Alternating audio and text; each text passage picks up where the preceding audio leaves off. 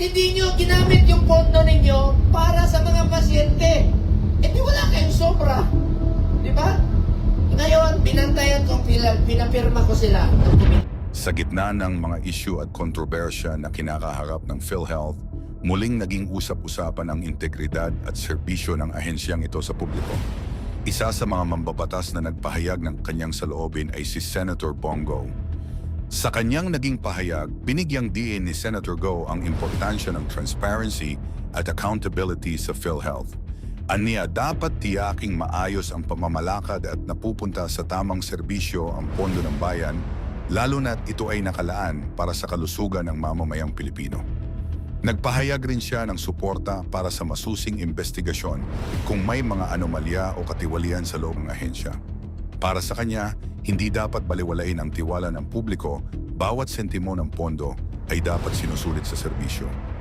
Hindi rin nakalimutang i-highlight ni Senator Go ang pangangailangan na protektahan ang mga ordinaryong Pilipino, lalo na ang mga mahihirap, pagdating sa kanilang benepisyo sa PhilHealth. Giit niya, ang kalusugan ng bawat Pilipino ay dapat inuuna, hindi kinokompromiso. Dahil sobra-sobra yung pondo nila, habang ang mga pasyente naghihingalo, takot magpa-hospital dahil walang pambayad, di ba? Isisingit ko na lang po. Alam niyo ang PhilHealth, 89.9 billion ang sobra. Eh bakit hindi nyo ginamit yung pondo ninyo para sa mga pasyente? Eh di wala kayong sobra. Di ba? Ngayon, binantayan kong pinapirma ko sila ng commitment. Nangako sila last year, tataasan nila yung case rates. Dadagdagan nila yung benefit packages, isasama na nila yung check-up sa mata, check-up sa ngipin.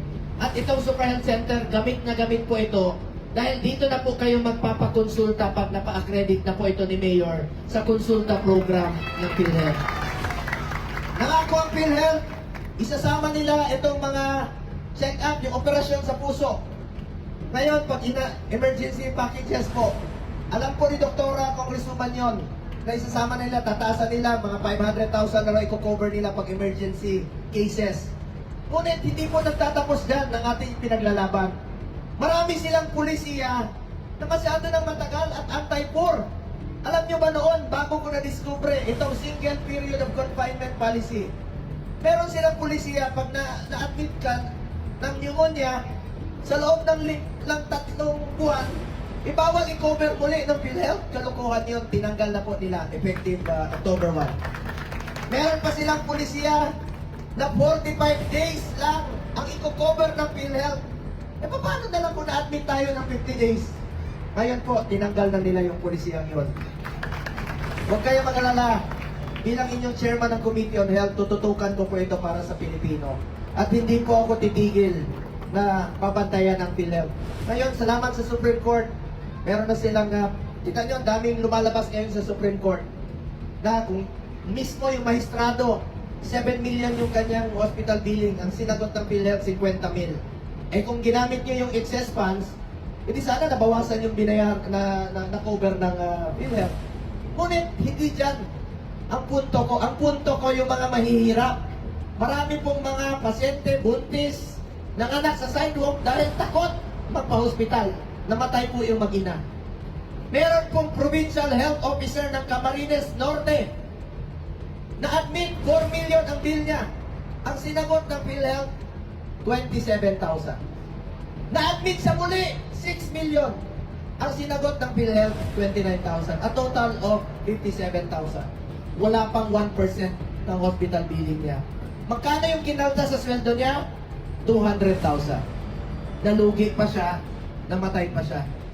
Kaya, babantayan ko po ang PhilHealth. Ang PhilHealth po para sa health yan. Hindi negosyo ang PhilHealth, para po yan. Meron tayong masasandalan. Insurance po yan. Para sa ating mga kababayan. Salamat rin po, nanay. Salamat rin po. Anyway, gusto ko pong batiin.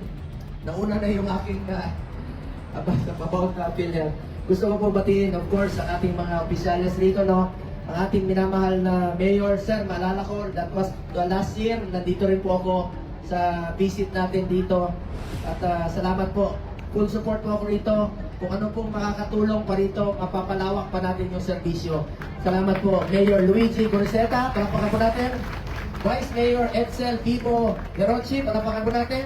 Councilor JP Peñol, palakpakan po natin. Councilor Ria Sotomil, palakpakan po natin. Councilor Roy, ano si Councilor Roy? Goriseta. Councilor, hindi nyo ba alam, pinsan ko rin yan sila. Kasi ang pangalan nila, Councilor Go Riseta. Oh. Yung mga pinsan kami, si Mayor din, Go Riseta, di pinsan ko rin. Si Congressman o si Congresswoman, di pinsan rin po kami. At marami kaming kamag-anak dyan sa kanto. Ano yung traffic light?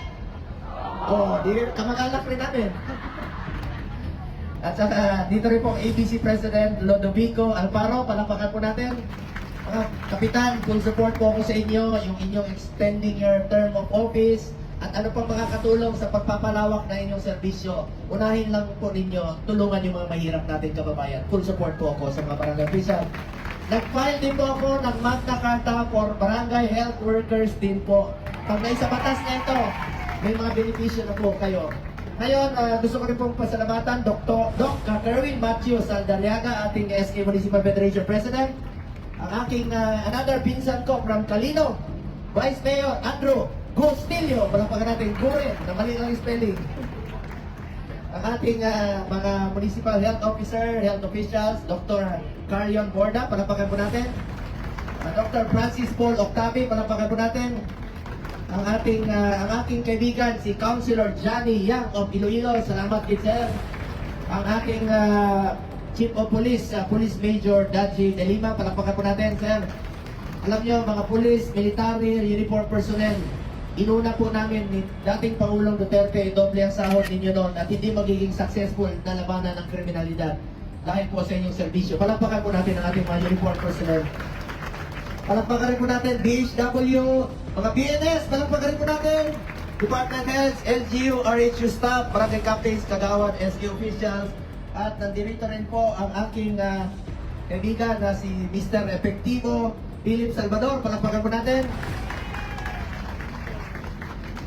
At maalala ko pala bilang inyong senador, ako pala ang principal sponsor na converting the Western Visayas Sanitarium into a general hospital to be known as the Western Visayas Sanitarium and General Hospital.